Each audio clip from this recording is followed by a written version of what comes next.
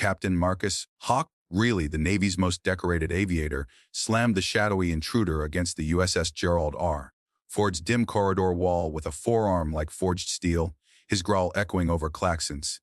"Who the hell are you?" She didn't flinch, only her eyes flashed gold under the red battle lamps, 4 stars suddenly gleaming where a hood had been. If you've ever pictured a Top Gun legend body, checking his own 4-star boss in the dark belly of America's mightiest supercarrier, thinking she's an enemy spy, smash that subscribe button harder than a catapult launch, because if you bleed red, white, and blue for mom, dad, and naval thunder, this story will own your pulse. The Ford cut through North Atlantic black water at 32 knots, en route to a classified NATO exercise code named Iron Veil. Hawk Reilly commanded Carrier Air Wing 17, call sign earned over Fallujah rooftops and Syrian dogfights. Tonight he prowled the Yordle 4 level, because intel chatter hinted at a ghost hacker aboard, someone slipping past retinal scanners and SEAL patrols. At 0237 his motion sensor chirped, a silhouette in black tactical gear ghosted past the auxiliary fire control room. Hawk gave chase, boots silent on non-skid, until the figure hesitated at a dead-end hatch. 1 heartbeat later he had her pinned, breath hot against her ear, demanding answers.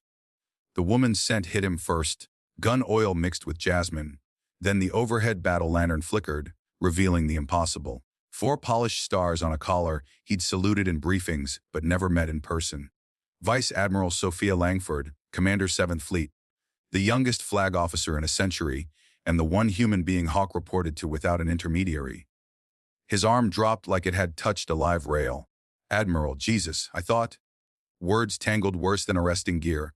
Langford's laugh was low, lethal. "At ease, Captain. You just assaulted a superior officer during wartime footing." Her voice carried the same steel that once stared down a Russian frigate in the South China Sea. She stepped back, hood falling completely, raven hair in a regulation bun, eyes the color of carrier steel at dawn. Around them the corridor pulsed red, emergency lights painting everything in blood and shadow. Hawk's career flashed wings at 22, Squadron CO at 30, Air Wing at 38, all balanced on the edge of this single mistake. Somewhere above, F-35s screamed off the deck into the night, oblivious. Langford produced a tablet from her vest. "Walk with me, Hawk. You're now read into Iron Veil's black layer." They moved toward the carrier secure SCF, footsteps echoing like incoming fire. Inside, bulkheads sealed with a hiss. She swiped the screen, a live drone feed, showing a stealth submarine trailing the Ford at periscope depth. Whole numbers scrubbed but silhouette unmistakably Russian. "Your intruder. Routine was the distraction we needed," she said. "I boarded via helo at Zor 200 wearing civvy blacks. The crew thinks I'm still in Pearl. Moscow thinks I'm in DC." Hawk's pulse slowed from sprint to simmer. The Admiral wasn't here to inspect, she was bait. Twist 1 detonated at 0300s when the Ford's CSC reported encrypted burst traffic from the Russian boat, coordinates locking onto Langford's exact position inside the SCF. Someone aboard was feeding real-time data to the enemy. Hawk's assault had been photographed by a hidden mole's body cam, time-stamped, ready to leak as proof the U.S. chain of command was fracturing. Langford's eyes narrowed. "They want me discredited before sunrise. If I'm relieved, Iron Veil collapses." She handed Hawk a sidearm. "Find the leak. I'll be the ghost." Twist 2 unfolded in the hangar bay, where maintenance crews prepped a Growler for electronic warfare launch. Hawk spotted Petty Officer Vega, his own trusted radar tech, slipping a thumb drive into an avionics panel. Confrontation was brutal and brief. Vega confessed under Hawk's glare that O&I had recruited him months ago to plant false flag data, but Moscow doubled his price to burn Langford. The thumb drive contained doctored footage of Hawk's attack, since with forged orders relieving the Admiral for mental instability.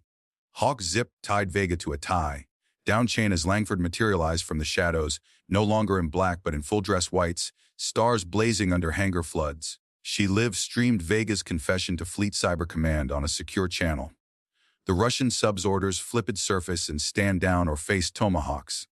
Checkmate. Twist 3 hit at dawn. Langford revealed the final layer: the entire incident, including Hawk's slam, had been her orchestrated stress test. Every camera angle, every heartbeat monitor on Hawk's flight suit, every micro-expression captured by AI. "I needed to know if my air wing commander would hesitate when the chain of command blurred." She said on the bridge wing, wind whipping both their covers.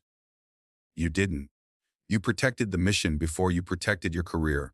She pinned the Navy Cross on his chest herself, the first awarded for aggressive loyalty in Navy history. The Ford's 1MC boomed the citation across 30 acres of flight deck.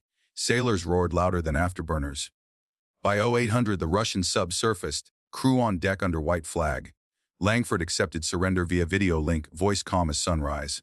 Hawk stood beside her, bruise on his forearm from the wall impact now a badge of honor. The Ford turned south, mission intact, legend secured. Langford leaned close. Next time, Hawk, ask before you body slam Destiny. He grinned. Yes, ma'am.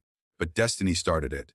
The carrier sailed on, wake white against blue, carrying a story no recruiter would ever print, but every sailor would whisper at sea for decades. The night America's best pilot pinned his future to a bulkhead and saved the fleet. Freedom fighters, that's the raw, unfiltered thunder of naval steel meeting unbreakable command. Drop your comment now and tell me from what corner of this great nation you're locked on. California surf, Texas plains, Florida keys, New York hustle, or Heartland sky. Let's paint the map navy blue!